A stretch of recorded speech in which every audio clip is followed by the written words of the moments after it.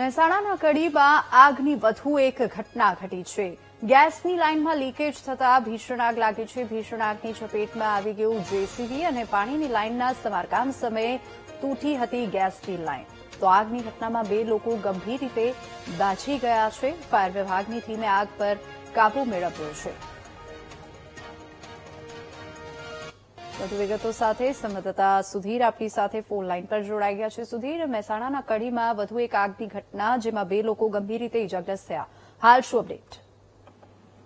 જી કડી તાલુકા પંચાયત નજીક જે gas pipeline ફાટતા આગ લાગી હતી। આગ લાગતા જ જે તાલુકા પંચાયતની દિવાલ નજીક જ જે ગેસ લાઇન પસાર થાય છે અને જે યુજીવીસીએલ પાલિકા અને સાબરમતીના કર્મીઓ જે કામમાં રહ્યા હતા અને જે પીવાના પાણીની લાઇનનું સમારકામ ચાલતું હતું। સમારકામ દરમિયાન જ આ ગેસની પાઇપલાઇન તૂટવાની આગ લાગી હતી અને આગમાં જે 2 વ્યક્તિ ઇજાગ્રસ્ત હતા। ઇજાગ્રસ્ત સારવાર માટે હાલ તો ખસેડવામાં આવ્યા છે અને આગ લાગતા જ જે કડી પાલિકાનું ફાયર બ્રિગેડ ઘટના સ્થળે પહોંચતા જે આગને કાબુમાં કરી હતી અને જે બાજુના 2 વૃક્ષો પણ બળીને ખાખ થઈ ગયા હતા અને હાલ તો સ્થિતિ કાબુમાં લેવામાં આવી છે।